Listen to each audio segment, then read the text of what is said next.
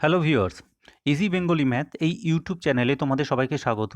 আজকে আমরা ক্লাস 12-এর অন্তর্ভুক্ত যে সমাকল অর্থাৎ ইন্টিগ্রাল ক্যালকুলাস রয়েছে, এই অংশের অন্তর্ভুক্ত যে প্রতিস্থাপন পদ্ধতিতে সমাকল, সেই চ্যাপ্টারের আমরা অতি সংক্ষিপ্ত প্রশ্ন উত্তর নিয়ে আলোচনা করব। এই বিষয়ে তোমাদের বলে রাখি, আমি প্রশ্নগুলো ছায়া প্রকাশনীর অন্তর্ভুক্ত সৌরেন্দ্রনাথ দে এই বইটির মধ্যে থেকে আমি বেছে নিয়েছি। বেছে নেওয়ার উদ্দেশ্য হচ্ছে যাতে তোমরা এই অধ্যায়ের অর্থাৎ এই চ্যাপ্টারের এই পার্টের বাকি অঙ্কগুলি কিন্তু অর্থাৎ এই সৌরেন্দ্রনাথ দের বাকি অঙ্কগুলি কিন্তু অতি সহজেই যাতে তোমরা করতে পারো। তো ভিডিওটি তোমরা ভালো করে দেখবে। এ বিষয়ে একটু কথা বলি, আমি পাওয়ার পয়েন্ট প্রেজেন্টেশনের মাধ্যমে ভিডিওটি তোমাদের সামনে রেখেছি যাতে কিনা অতি অল্প সময় ব্যয় করে তোমরা অনেক অঙ্কের উদাহরণ দেখতে পারো এবং বেশি বেশি শিখতে পারো। তো দেরি না করে প্রথম অঙ্কের স্লাইডে চলে আসি। এখানে লক্ষ্য করো, আমি প্রত্যেক ভিডিওর মতোই এখানে কিন্তু প্রথমেই সূত্রের পেজটি এনে রেখেছি যাতে তোমরা সূত্রটি একবার অ্যাট এ গ্ল্যান্স দেখে নিতে পারো। তোমরা কিন্তু সূত্র খুবই ভালোভাবে মুখস্থ করবে। যারা বিগিনার আছো, একটু সূত্রটা কিভাবে মুখস্থ করবে আমি একটা এক্সাম্পল দিয়ে আমি দেখিয়ে দিচ্ছি। দেখো তোমরা এখানে দেখো ইন্টিগ্রেশন কি রয়েছে, d x divided by x square plus a square equal to 1/a tan inverse x by a. অর্থাৎ এটাকে আমরা এভাবেও পড়তে পারি, যখন a equal to 1 integration d x by x square plus 1 equal to tan inverse x. তোমরা এই সূত্রগুলো প্রত্যেকটি সূত্র খুব ভালোভাবে মুখস্থ করবে। ঠিক আগের ভিডিওর যে সূত্রের পেজটি দিয়েছে তোমরা সেটার মতো এটাকেও ভালোভাবে মুখস্থ করবে। তো প্রথম অঙ্কের স্লাইডে চলে আসছি। দেখো আমি অতি সংক্ষিপ্ত যে পার্টটি রয়েছে প্রতিস্থাপন পদ্ধতিতে সমাকল 6a চ্যাপ্টারের তার 2 নম্বর অঙ্কটিকে আমি বেছে নিয়েছি। দেখো এক্ষেত্রে আমি জাস্ট প্রতিস্থাপন করছি। দেখো কিভাবে এই সমাকলটি অতি সহজে করা যায়, ভালোভাবে অঙ্কগুলি শিখবে। তো দেখো আমি এখানে কি করেছি, 2 - 3x এটাকে আমি z পুট করেছি। এবার এক্ষেত্রে দেখো এদিকেও অবকল করেছি, এদিকেও অবকল করেছি। এদিকে যে অপেক্ষকগুলি রয়েছে অর্থাৎ x এর অপেক্ষক রয়েছে, এক্ষেত্রে কি অপেক্ষক রয়েছে, এক্ষেত্রে z এর একটা ফাংশন, অপেক্ষক নয় আমি ফাংশন একই ব্যাপার। তো এখানে x এর ফাংশন, এখানে z এর ফাংশন। তো আমি বাঁদিকে x এর রেসপেক্টে ডেরিভেটিভ করব এবং ডান দিকে z এর রেসপেক্টে ডেরিভেটিভ করব। ওকে, তাহলে লক্ষ্য করো আমরা যদি এটাকে ডেরিভেটিভ করি তোমরা জানো আমরা 3 পাবো, -3 পাবো। তাহলে আমি এখানে -3 লিখেছি এবং এখানে x এর রেসপেক্টে ডেরিভেটিভ করবার কারণে dx লিখেছি। In the same way z এর ডেরিভেটিভ করলে তোমরা নিশ্চয়ই জানো 1 পাবে এবং 1টাকে আমি লিখিনি, তো তার সঙ্গে কি পাবে, dz পাবে। তাহলে আমি এখান থেকে dx এর মানটা বের করে নিচ্ছি। দেখো dx এর মানটা আমি কি পাচ্ছি, এই -3টা এখানে নিচে চলে গিয়ে কি হচ্ছে, -dz/3। ওকে, তাহলে এবার আমরা এই অঙ্কে চলে আসি। অর্থাৎ আমি এই অঙ্কের এই পুরো মেটেরিয়ালগুলোকে আমরা সাবস্টিটিউট করছি। আমরা প্রতিস্থাপন পদ্ধতি কেন করছি, প্রতিস্থাপন পদ্ধতি করার অর্থ হচ্ছে আমরা জটিলতর অঙ্কগুলিকে একটা সহজতর সমাকলের অঙ্কে পরিণত করছি। ওকে, তো লক্ষ্য করো এটাকে আমি z ধরেছি, তাই z⁴ হবে এখানে, সেই অনুযায়ী এটা হয়েছে।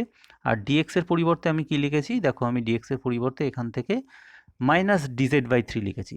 তাহলে আমাদের দেখো ইন্টিগ্রেশনটা অতি সহজ একটা ইন্টিগ্রেশনে পরিণত হয়েছে। এক্ষেত্রে সমাকলের অঙ্কের শুরুতেই আমি বলেছি দেখো -1/3 অর্থাৎ কনস্ট্যান্ট টার্মটাকে ইন্টিগ্রেশনের বাইরে রেখে বাকি ফাংশনটাকে আমরা ইন্টিগ্রেশন করছি। তো দেখো এই অঙ্কটি কি জটিল ছিল, কিন্তু এই অঙ্কটি দেখো খুব সহজে একটা সমাকলে পরিণত হয়েছে এবং এটা সমাকল করতে তোমরা নিজেরাই পারবে। দেখো আমি এখানে সমাকল করেছি এবং ফাইনালি এই যে z এর মান অ্যাকচুয়ালি কত, 2 - 3x। আমরা কিন্তু পুনরায় অর্থাৎ শেষে একদম z এর মান ইনপুট করে দিয়েছি, বসিয়ে দিয়ে আমরা এটাকে আনসার হিসেবে রেখে দিয়েছি। এরপরে আমরা 4-এর 1 নম্বর অঙ্কটাকে বেছে নিয়েছি। এক্ষেত্রে লক্ষ্য করো, দেখো প্রতিস্থাপন পদ্ধতি তোমাদের ব্রেন ডেভেলপমেন্টের জন্য ভীষণ উপকারী। এক্ষেত্রে তোমরা কিন্তু দুটো স্টেপ আগেই ভেবে নেবে যে আমি কিভাবে অঙ্কটা নিয়ে এগোবো। তো সেক্ষেত্রে আমি এখানে একটু উল্লেখ করি, তোমরা লক্ষ্য করো এইটাকে তোমরা যদি z ধরো, এটাকে তোমরা অঙ্ক করতে করতে সেই পর্যায়ে এসে পৌঁছাবে।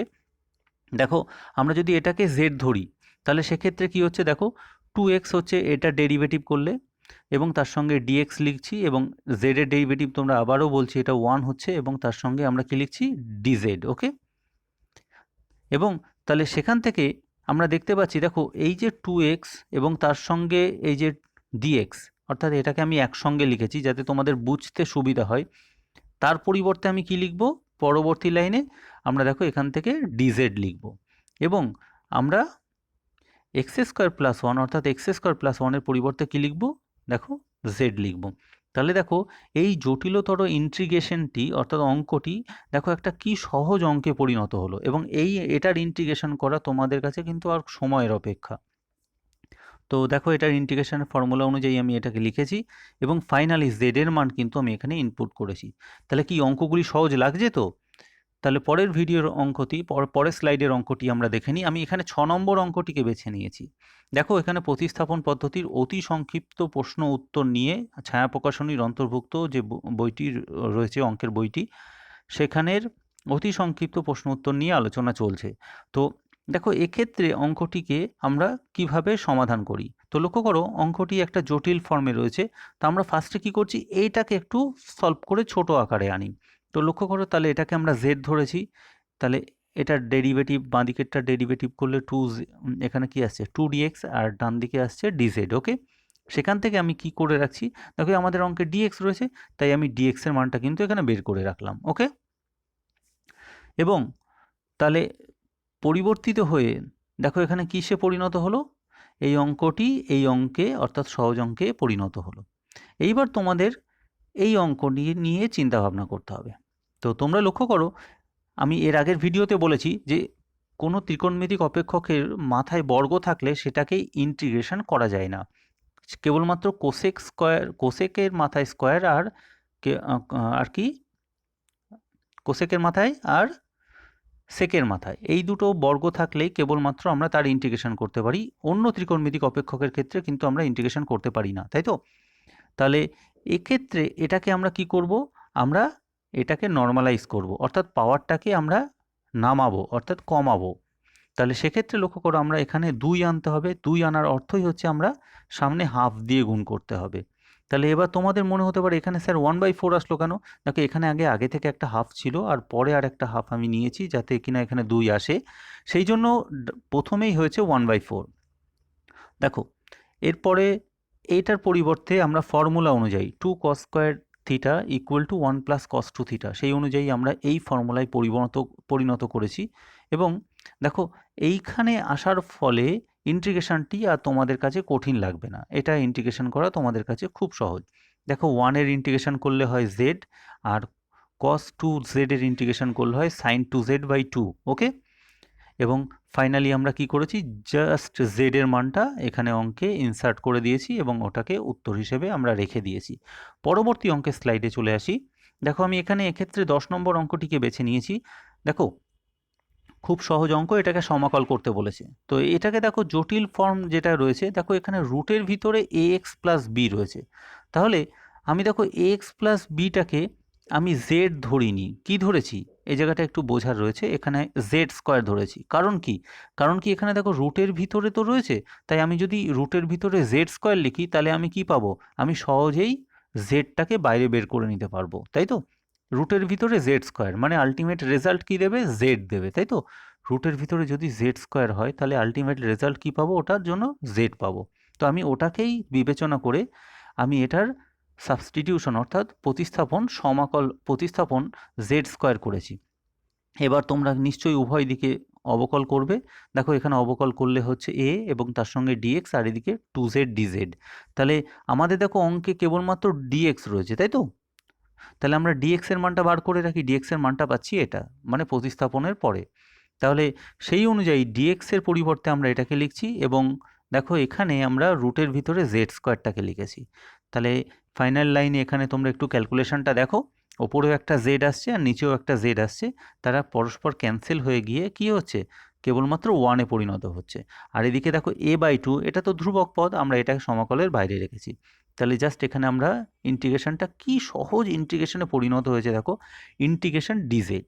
তাহলে ইন্টিগ্রেশন ডিজেড মানেই হচ্ছে জেড, এবং এর ইন্টিগ্রেশন অর্থাৎ জেডের মানটা আমরা দেখো জেড মানে আমরা কি লিখতে পারি, আমরা এই লাইন থেকে জেড ইকুয়াল টু লিখতে পারি √(x + b)। ওকে, তাহলে আমরা সেই অনুযায়ী মানটা বসিয়ে নিয়েছি। পরবর্তী অঙ্কের স্লাইডে চলে আসো। দেখো এখানে এই অঙ্কটি দেখে ভালো করে একটু চিন্তাভাবনা করো। আমি যদি এ সাইন ইনভার্স এক্স এটাকে যদি আমি জেড ধরি, তাহলে দেখো অঙ্কটি কি, এইগুলো আমাদেরকে প্রথম থেকে আগে থেকে ভাবতে হবে যে কি ধরলে পরবর্তী স্টেপটা কি হবে। এই যখন চিন্তাভাবনাগুলো আমাদের ব্রেন ডেভেলপ হয়ে যাবে, তখন কিন্তু আমরা একটা অঙ্কের দুটো স্টেপ পরে কি হবে সেটা কিন্তু আগে থেকে আমরা ভেবে নেব। এটাই হচ্ছে এই পদ্ধতির একটা অনুকূল পরিস্থিতি, যেটা তোমাদের ব্রেনের মধ্যে ডেভেলপ হবে। তো লক্ষ্য করো এখানে আমরা কি লিখেছি, a sine inverse x equal to z ধরেছি, সেই অনুযায়ী দেখো ডেরিভেটিভ করলে আমরা কি পাচ্ছি, দেখো dx by x root over x square root over 1 minus x square, তাই তো? তাহলে দেখো আমরা এটা ভেবে নিয়েছি, যদি এটাকে আমরা জেড ধরি তাহলে এই ফর্মটা আসবে, অর্থাৎ এই ফর্মটা আসবে। এটা কিন্তু আমরা আগে থেকে চিন্তা ভাবনা করে নেব, তবেই কিন্তু আমরা এই ধরনের অঙ্ক করতে খুব তাড়াতাড়ি সমর্থ হব। তাহলে আমরা এটাকে যদি জেড ধরি, ওকে, তাহলেই কিন্তু আমরা দেখছি এই স্টেপটা আসছে, অর্থাৎ আমরা কিন্তু এইটা দেখেই আমরা ভেবে নিয়েছি আমরা এটাকে জেড ধরবো। কি বললাম বোঝা যাচ্ছে? আমরা এইটা দেখেই আমরা উপলব্ধি করলাম যে আমরা এই পার্টটাকে জেড ধরবো, আমাদের ওই পার্টটা চলে আসবে। তাহলে আশা করি বুঝতে পেরেছো। তাহলে দেখো ই টু দি পাওয়ার জেড এসছে, এবং এই দুটোর পরিবর্তে আমি কি লিখেছি, দেখো এই দুটোর পরিবর্তে হয়েছে, দেখো এইখান থেকে আমি লিখেছি ডিজেড বাই এ। তাহলে ফাইনালি 1/a বাইরে চলে আসার কারণে এটাই তোমাদের এখন এই সহজ ইন্টিগ্রেশনে পরিণত হয়েছে। এবার ই টু দি পাওয়ার জেড হচ্ছে এমনই একটা টার্ম যেটার ইন্টিগ্রেশন করলে ওটিই হয়, তাই তো? এবং ফাইনালি জেডের মানটা আমরা বসিয়ে দিয়েছি এবং ওটাই আমাদের উত্তর। পরবর্তী অঙ্কের স্লাইডে চলে আসি। দেখো ওখানে আমি 18 নম্বর অঙ্কটিকে বেছে নিয়েছি। এক্ষেত্রে তোমাদের একটু মাথায় রাখা দরকার, দেখো এখানে যে নিচে পার্টটি রয়েছে, দেখো এটাকেই আমি জেড স্কোয়ার ধরেছি। কেন জেড স্কোয়ার ধরেছি, অর্থাৎ বর্গ কেন ধরেছি, তোমরা নিশ্চয়ই বুঝতে পেরেছো। কারণ কি, এখানে কি রয়েছে, নিচে একটা রুট টার্ম রয়েছে, তাহলে রুটের ভিতরে জেড স্কোয়ার, ঠিক আগের অঙ্কটির মতো, আর বিশেষ বলার প্রয়োজন নেই। দেখো এবার দেখো এটাকে যদি আমরা অবকল করি, অবকল করলে কি আসছে, দেখো খেয়াল করে দেখো, অবকল করলে আসছে এটি, এবং তার সঙ্গে dx. In the same way আমরা রাইট সাইডেও যদি অবকল করি আমরা রাইট টার্মটা পাচ্ছি, তাই তো? এবার দেখো আমাদের অঙ্কে কি রয়েছে, এক্স ডিএক্স রয়েছে, তাহলে আমি এক্স ডিএক্স এর মানটা বাঁদিকে রেখে বাকিগুলো সব ডান দিকে নিয়ে চলে আসি। সেই অনুযায়ী আমরা কি পেয়ে যাচ্ছি, আমরা দেখো এই টার্মটা পেয়ে যাচ্ছি, অর্থাৎ এক্স ডিএক্স এর পরিবর্তে আমরা কি লিখব, আমরা জেড ডিজেড বাই 3, দেখো আমরা জেড ডিজেড বাই 3 বসিয়ে দিলাম, ওকে। আর এটা সাবস্টিটিউশন, অর্থাৎ পরিবর্তিত করে কি লিখলাম, one by root over z square, okay. তাহলে দেখো ওপরে একটা জেড পাচ্ছি, নিচে একটা জেড, এটা ক্যান্সেল হয়ে গিয়ে কেবলমাত্র এই সহজ ইন্টিগ্রেশনে পরিণত হয়ে যাচ্ছে এই জটিলতম অঙ্কটি, ওকে। জটিলতম নয়, অ্যাকচুয়ালি সহজই অঙ্ক, তাই একটা সহজ, আরও সহজ ফর্মে চলে আসছে। তাই এটার ইন্টিগ্রেশন তোমরা নিশ্চয়ই জানো জেড হবে, এবং জেডের মানটা আমরা নিশ্চয়ই এখানে ইনপুট করে দেবো। জেডের মানটা কোথা থেকে পেলাম, আমরা এখান থেকে বার করে নিলাম, z equal to root over 3x square plus 4। পরবর্তী অঙ্কের স্লাইডে তাহলে চলে আসি আমরা। দেখো আমি 19-এর 1 নম্বর অঙ্কটি বেছে নিয়েছি। দেখো এই অঙ্কটিতে করবার আগে আমি এই যে টার্মটাকে, এটা নিয়ে একটু চিন্তা ভাবনা করলাম। আমরা যেহেতু দশম শ্রেণীতে এই ধরনের ত্রিকোণমিতিক অপেক্ষক নিয়ে আমরা অনেক কাজ করেছি, তো সেখানে আমরা দেখতে পেয়েছি, আমরা যদি দেখো সাইন স্কোয়ারের নিচে দুটো কস স্কোয়ার নিয়ে নিই, তাহলে ট্যান স্কোয়ার পেয়ে যাচ্ছি, আর বাকি পড়ে থাকছে দুটো কস স্কোয়ার, ওটাকে আমরা সেক স্কোয়ার আমরা লিখে দিতে পারছি, কি পারছি তো? এইবার দেখো এই অঙ্কটা নিয়ে আমরা চিন্তা ভাবনা করব। দেখো এই ধরনের চিন্তাভাবনা তোমাদের ডেভেলপ করতেই হবে যদি ভালো অঙ্ক শিখতে চাও তোমরা।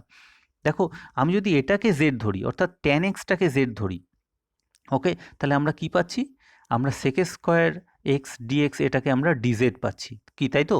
তাহলে সেই অনুযায়ী দেখো ভালো করে খেয়াল করো, আমরা এটার পরিবর্তে কিন্তু কি লিখতে পারছি, ডিজেড লিখতে পারছি, কি তাই তো? আর ট্যান স্কোয়ার এক্সের পরিবর্তে দেখো, ট্যান স্কোয়ার এক্সের পরিবর্তে আমরা কি লিখছি, জেড স্কোয়ার লিখছি, ওকে। তাহলে ফাইনালি আমাদের যে সমাকলটা আসলো অতি সহজ সমাকলে পরিণত হলো এই অঙ্কটি। তাহলে লক্ষ্য করো এটার সমাকল করা আর কিছুই কঠিন না, আমরা সেই অনুযায়ী সমাকল করলাম এবং জেডের মানটা এখানে পুনরায় বসিয়ে দিলাম। পরবর্তী অঙ্কের স্লাইডে চলে আসি। আমি 19-এর 2 নম্বর অঙ্কটিকে বেছে নিয়েছি। দেখো এই অঙ্কটি করার শুরুতেই দেখো এখানে তোমাদের দেখো কমপ্লিকেশন রয়েছে, তোমরা বুঝতে পারছো যে এখানে রুট এক্স থাকলে তোমাদের সমস্যা হতে পারে। তাহলে রুট এক্সটাকে যদি আমি জেড ধরি, তাহলে লক্ষ্য করো রুট এক্সটাকে আমি জেড ধরেছি। এবার রুট এক্সের ডেরিভেটিভ তোমরা জানো 1/2 রুট এক্স, এবং সঙ্গে এদিকে ডিএক্স আর এদিকে হচ্ছে সিম্পল ডিজেড। এইবার তোমরা খেয়াল করো, আমি এখান থেকে dx বাই রুট জেড এর মান, dx বাই রুট এক্স এর মানটা কিন্তু আমি বের করে নিয়ে রাখলাম। কেন বের করে রাখলাম? কেন? তোমাদের অঙ্কে দেখো dx বাই রুট এক্স কিন্তু একটা টার্ম রয়েছে, তাহলে এর পরিবর্তে আমরা কি বসিয়ে দেবো? আমরা এর পরিবর্তে এই যে এখান থেকে আমরা কিন্তু 2dz বসিয়ে দেবো, আর রুট এক্সগুলোর পরিবর্তে কি বসিয়ে দেবো? আমরা z বসিয়ে দেবো। এইবার দেখো, এই অঙ্কটি কিন্তু তোমাদের অনেকটা এই অঙ্কের এই পার্টের মতো চলে এসছে। দেখো ভালো করে খেয়াল করো, দেখো এই অঙ্কটি কিন্তু ওই অঙ্কটাই পার্টের মতো চলে এসছে। তাহলে এবার আমরা কি করব তোমরা নিশ্চয়ই বলতে সমর্থ হবে, জাস্ট কিছুই না, আগের অঙ্কটির মতো tan z equal to P ধরবো, তারপরে কি করব, এই যে sec স্কোয়ার জেড এবং dz এটার পরিবর্তে আমরা সিম্পল ডিপি লিখব। দেখো আমি ডিপি লিখেছি, তোমরা নিশ্চয়ই বুঝতে পারছো। এবার সিম্পল দেখো এই সহজ ইন্টিগ্রাল ফর্মে চলে আসলো এবং এটাকে ইন্টিগ্রেশন করা ভীষণ সহজ। এবং এর পরিবর্তে আমি তাহলে কি লিখতে পারি? এটা লিখতে পারি, অর্থাৎ পি এর মানটা আমি বসিয়ে দিচ্ছি। পি ইকুয়াল টু কত? tan z। দেখো এখানে যেহেতু পি টু দি পাওয়ার 5 রয়েছে, আমি এখানে tan two the power 5z লিখলাম। এবং ফাইনালি কি করব, আমরা z এর মানটা পুট করে দেবো, যেটা হচ্ছে রুট এক্স। ওকে, এখানে আমরা রুট এক্স বসিয়ে দিলাম এবং অঙ্ক কমপ্লিট। পরবর্তী অঙ্কের স্লাইডে চলে আসি। দেখো আমি এখানে তোমাদের জন্য অতি সংক্ষিপ্তের 21 নম্বর অঙ্কটিকে বেছে নিয়েছি। এখানে খেয়াল করো, এই অঙ্কটি ওপরের পার্টটি আর নিচের পার্টটি ভালো করে লক্ষ্য করো। দেখো এই যে নিচের পার্টটি, এটিকে যদি ডেরিভেটিভ করি অর্থাৎ অবকল করি, তাহলে ওপরের পার্টটি চলে আসছে, তাই তো? তাহলে আমরা এটা থেকে বুঝতে পারলাম যে আমি নিচের পার্টটা সমান সমান কিছু একটা ধরে নেব। দেখো আমি নিচের পার্টটা ধরে নিলাম কত? x plus cos x equal to Z. এবার দেখো এখানে ভালো করে খেয়াল করো,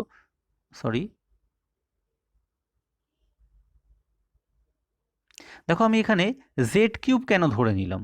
জেড কিউব ধরার উদ্দেশ্য হচ্ছে, দেখো এখানে যেহেতু কিউব রুট রয়েছে, দেখো আগের অঙ্কটিতে তোমরা একটু যদি দেখো, এই অঙ্কটিতে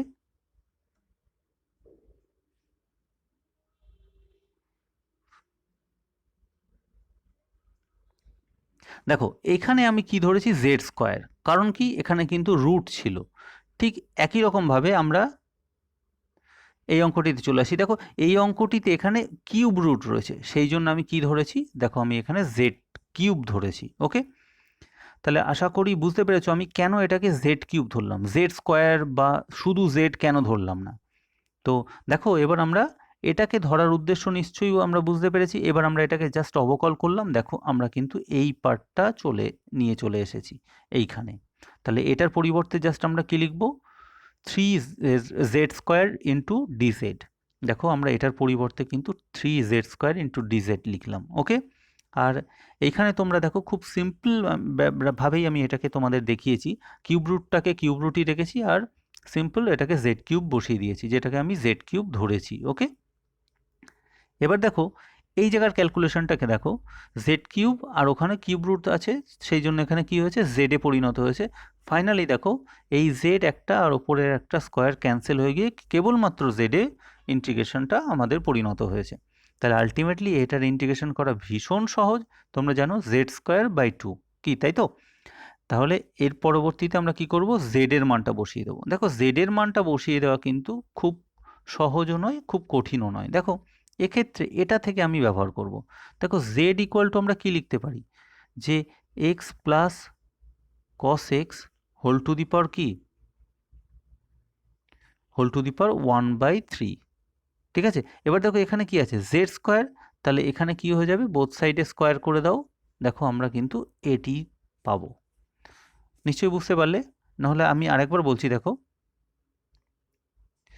জেড ইকুয়াল টু আমরা কি পাচ্ছি? যে এক্স প্লাস কস এক্স এর 1/3। এটি কোথা থেকে পেলাম? এটি কিন্তু আমি এখান থেকে পেলাম। বুঝতে পেরেছো নিশ্চয়ই? এবার এখানে যেহেতু স্কোয়ার রয়েছে, তাহলে এখানেও স্কোয়ার করে দেবো, তাহলে আমরা এটা আনসার হিসেবে পাচ্ছি। ওকে, পরবর্তী অঙ্কের স্লাইডে চলে এসো। দেখো আমি 24 নম্বর অঙ্কটি এখানে তোমাদের জন্য আমি বেছে নিয়েছি। এক্ষেত্রে অঙ্কটি একটু ভালো করে খেয়াল করো। দেখো আমি এক্স প্লাস কট এক্স, আমি এটাকে যদি জেড হিসেবে ধরি, তাহলে সেক্ষেত্রে কি আসছে? সেক্ষেত্রে ভালো করে লক্ষ্য করো, আমরা এটাকে জেড ধরে নেওয়ার পরে আমরা এটাকে ডেরিভেটিভ করছি।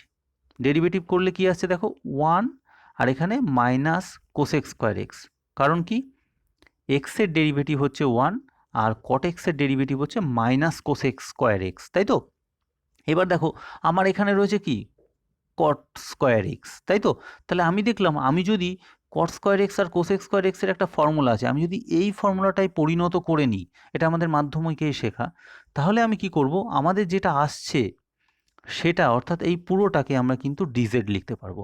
তাহলে এই ধরনের চিন্তাভাবনা কিন্তু আমাদের ডেভেলপ করতে হবে, যে আমি যদি, ভালো করে আবার বলছি শোনো, আমি যদি এটাকে সিম্পল অর্থাৎ এটাকে সিম্পল যদি জেড ধরি, তাহলে দেখছি আমাদের এই টার্মটা আসছে। যেই এই টার্মটা আসলো, মাথায় একটু ভালো করে ভাবো, তখন আমি দেখলাম আমি যদি এটাকে আমি মাধ্যমিকের সেই সূত্র অ্যাপ্লাই করি, অর্থাৎ cosec square x minus cot x equal two cot square x theta equal to 1, যাই হোক তোমরা এটা জানো। তো এখানে আমরা কিন্তু এই টার্মটা অর্থাৎ এই টার্মটা এই আকারে কিন্তু পেয়ে যাচ্ছি, তাই তো? তার ফলে দেখো অঙ্কটি খুব সহজ অঙ্কে পরিণত হবে, এই কারণেই কিন্তু আমাদের লেখা। তাহলে লক্ষ্য করো আমি কিন্তু এখানে কি করেছি, একটা মাইনাস কমন নিয়েছি এখান থেকে এই লাইনে, তার ফলে এখানে কি হয়েছে দেখো, মাইনাস ডিজেড হয়েছে। তার মানে আমরা বলতে চাইছি যে এটার পরিবর্তে আমি কিন্তু মাইনাস ডিজেড এটা লিখতে পারি, তাই তো? আর এটাকে আমি যেটা ধরেছি জেড, সেটা জেড লিখব। এবার দেখো মাইনাসটা সামনে নিয়ে চলে এসেছি, আর এটাকে আমরা ইন্টিগ্রেশন খুব সহজেই করতে পারি, যেটা হচ্ছে জেড স্কোয়ার বাই 2, তাই তো? আর এখানে এক্ষেত্রে একটা বলে রাখি কথা, এই সি অর্থাৎ কনস্ট্যান্ট, সমাকল কনস্ট্যান্ট কিন্তু অবশ্যই তোমরা ডেসক্রাইব করবে। সিটাকে হয় তোমরা ইন্টিগ্রাল কনস্ট্যান্ট লিখতে পারো, অথবা তোমরা লিখতে পারো যে আরবিটারি কনস্ট্যান্ট, যে কোনো একটা কথা লিখলেই হলো। ফাইনালি আমরা কি করব, ফাইনালি আমরা জেড এর মানটা অর্থাৎ এখানে জেড এর মানটা আমরা কিন্তু পুট করে দেবো। এই যে পরবর্তী অঙ্কের স্লাইডে চলে আসো, আমি 26 নম্বর অঙ্কটি তোমাদের জন্য বেছে নিয়েছি। দেখো এক্ষেত্রে আমরা এই নিচের পার্টটিকে অর্থাৎ x plus log of sine x এটাকে জেড ধরেছি। তার উদ্দেশ্য তোমরা এখনই বুঝতে পারবে, এই বিচক্ষণতা তোমাদের কিন্তু তৈরি করতে হবে। অঙ্ক করতে করতে তোমাদের এটা অটোমেটিকলি ডেভেলপ করবে। তোমরা ভেবো না যে স্যার এগুলো আমরা এখনই এটা দেখেই ভেবো না যে আমরা এগুলো কিভাবে ভাববো, এটা কি মুখস্থ করব, একদমই না।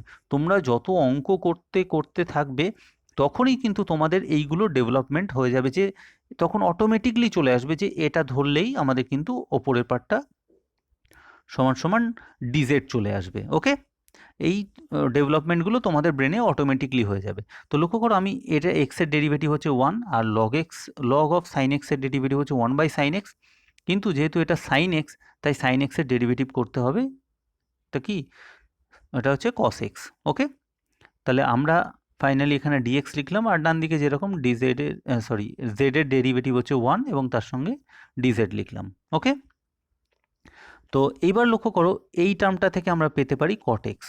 তাহলে আমরা যে পার্টটা পেলাম দেখো এখানে কিন্তু আমাদের অঙ্কে কিন্তু এটা উপস্থিত, দেখেছো? তাহলে এটার পরিবর্তে আমরা সিম্পলি কি লিখব, সিম্পলি এটাকে পরিবর্তে আমরা ডিজেড লিখব, আর এটার পরিবর্তে টোটালি এটার পরিবর্তে আমরা কি লিখব, এটার পরিবর্তে আমরা জেড লিখব, তাই তো?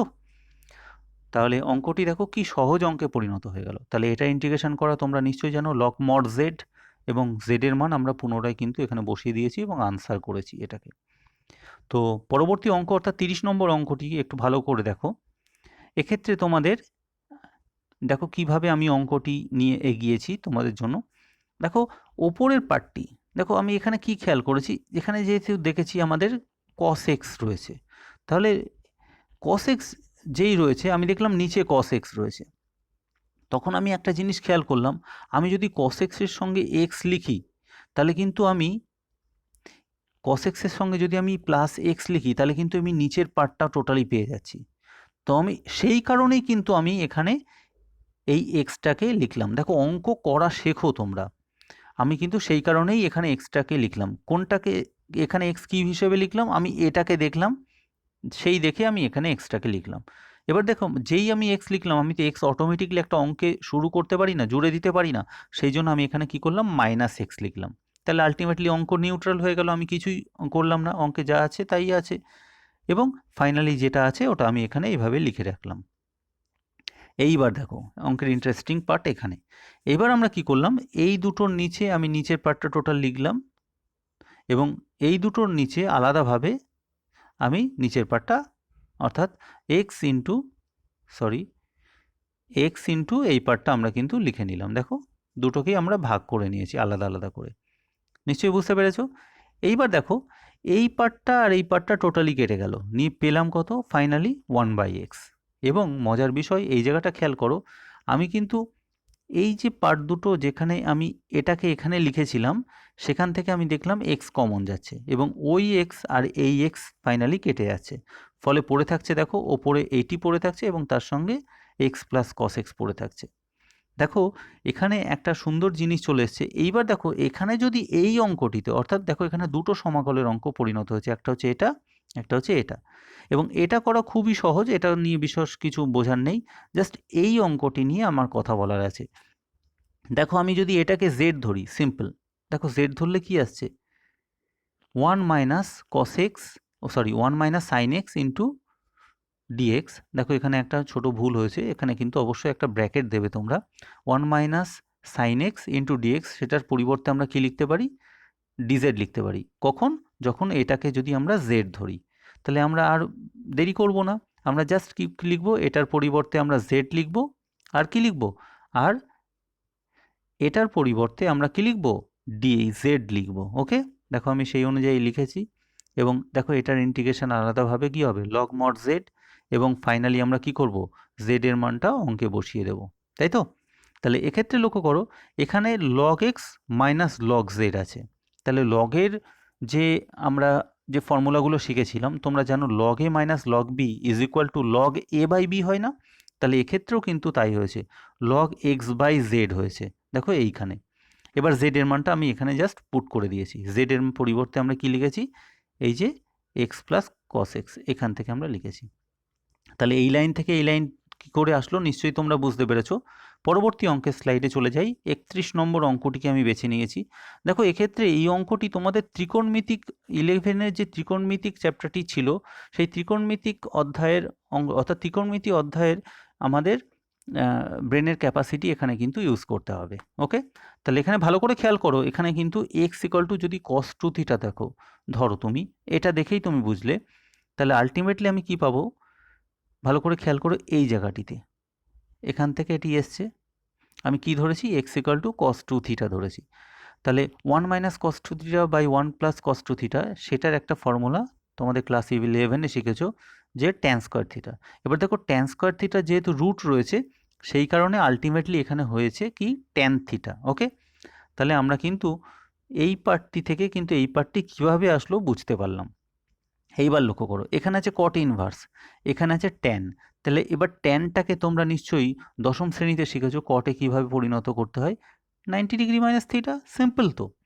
এইবার দেখো এই লাইনটা কট ইনভার্স আর কট এরা ক্যান্সেল হয়ে গিয়ে ফাইনালি আমরা এটা পাচ্ছি, কিন্তু তার আগে একটা কী হিসেবে রয়েছে, 2 গুণ হিসেবে রয়েছে, তাহলে এটাকে যদি আমি 2 দিয়ে গুণ করে দিই, অর্থাৎ এটা দিয়ে সিম্পল তো এটা গুণ হয়ে যাচ্ছে, গুণ হয়ে গিয়ে কিসে পরিণত হচ্ছে, দেখো পাই মাইনাস 2θতে পরিণত হচ্ছে। দেখো এই কট ইনভার্স আর কট ক্যান্সেল হয়ে যাচ্ছে। ওকে, দুইটা জাস্ট এর সঙ্গে গুণ হয়ে যাচ্ছে, নিশ্চয়ই বুঝতে পেরেছো। তো আলটিমেটলি তাহলে আমরা কি পেলাম, দেখো এই টোটাল টার্মটা সমান সমান আমি পেলাম হচ্ছে পাই মাইনাস 2θ। তাহলে আমরা অঙ্কে ভালো করে খেয়াল করো, আমাদের কি ছিল, কস অফ দিস, তাহলে আমরা সেই জন্য কি লিখেছি, কস অফ দিস। ওকে, আমরা কেন, আমরা এটার পরিবর্তে কোনটা লিখেছি, আমরা এটা লিখেছি কেন, কি ক্যালকুলেট করে তো আমরা ওটাই পেলাম। আচ্ছা, আমরা এটা নিশ্চয়ই বুঝতে পেরেছি। এইবার লক্ষ্য করো আমরা যেই এক্স ইকুয়াল টু কস 2θ ধরেছি, তাহলে ডিএক্সের পরিবর্তে, অর্থাৎ এটির পরিবর্তে কি লিখবো, ডিএক্সের পরিবর্তে আমরা এটা লিখব। ওকে, দেখো ডিএক্সের পরিবর্তে কিন্তু আমি এটা লিখেছি। ওকে, তাহলে এবার দেখো অঙ্কটি কি ফর্মে আসলো, তোমরা এটা জানো যে cos pi minus 2θ equal to minus cos 2θ, এটা 11-এর যে ত্রিকোণমিতি চ্যাপ্টারের প্রথম অংশ একদম। তো আর এটা সিম্পল আমি এটাকে লিখে রেখেছি এইভাবে। দেখো এবার এটা একটা ফর্মুলা রয়েছে, এটাকে দেখো মাইনাসে মাইনাসে গুণ করলে প্লাস হয়ে যাবে, আর আলটিমেটলি যেটা আসবে 2 সাইন এ ইন্টু কস এ, এই ফর্মুলা কিন্তু এখানে জেনারেট হচ্ছে, 2 সাইন এ ইন্টু কস এ, এর ফর্মুলাটা কি, এর ফর্মুলা হচ্ছে সাইন 2a। তাহলে এখানে যেহেতু এর পরিবর্তে 2θ রয়েছে, তাহলে 2 এর পরিবর্তে কি হয়ে যাবে, 4θ। ওকে, তাহলে আমরা দেখো এই সিম্পল অঙ্কে পরিণত করলাম এই বড় অঙ্কটিকে। ওকে, তাহলে সেই অনুযায়ী আলটিমেটলি এটা কি হলো, দেখো এটার সমাকল হচ্ছে মাইনাস কস 4 থিটা বাই 4 এবং দেখো এইবার আমরা কি জানি কস 2 থিটার মানটা এক্স এটাকে পুট করতে হবে, কিন্তু এখানে আমাদের রয়েছে কস 4 থিটা, তাহলে এর মধ্যে তো আমরা এক্স এর মান বসিয়ে দিতে পারি না। তখন আমরা কি করলাম দেখো, এই কস 4 থিটাকে আবার সূত্রে ফেলে আমরা কস 2 থিটাতে পরিণত করলাম, তাতে বর্গ আসুক অসুবিধা নেই তো, কেন কি এখানে তো আমার সমাকল করবার প্রয়োজন নেই, এখানে জাস্ট আমাকে কস 2 থিটা আনতে হবে, নতুবা আমি তো এক্স বসাতে পারছি না, তাই না?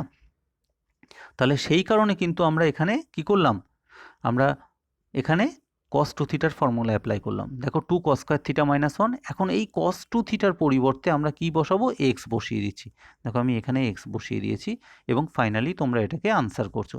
এক্ষেত্রে তোমাদের একটা কথা বলে রাখি, এখানে কিন্তু সমাকল ধ্রুবকটা আমি লিখিনি, তোমরা কিন্তু অবশ্যই সমাকল ধ্রুবকটা লিখতে ভুলবে না। ওকে, তো ভিউয়ার্স ধন্যবাদ ভিডিওটি দেখার জন্য। আশা করি তোমরা এই ভিডিওটি থেকে এই চ্যাপ্টারের অন্তর্ভুক্ত অঙ্কগুলো যথেষ্ট শিখতে পেরেছো। তো যদি ভালো লেগে থাকে ভিডিওর চ্যানেলটি ইজি বেঙ্গলি ম্যাথ, এই চ্যানেলটিকে তোমরা সাবস্ক্রাইব করো আর তোমাদের বন্ধুদের এই ভিডিওটি অবশ্যই শেয়ার করো, যাতে কিনা ওদেরও উপকারে আসতে পারে। তো ভিডিওটি দেখার জন্য ধন্যবাদ, তোমরা সবাই ভালো থাকবে। ওকে।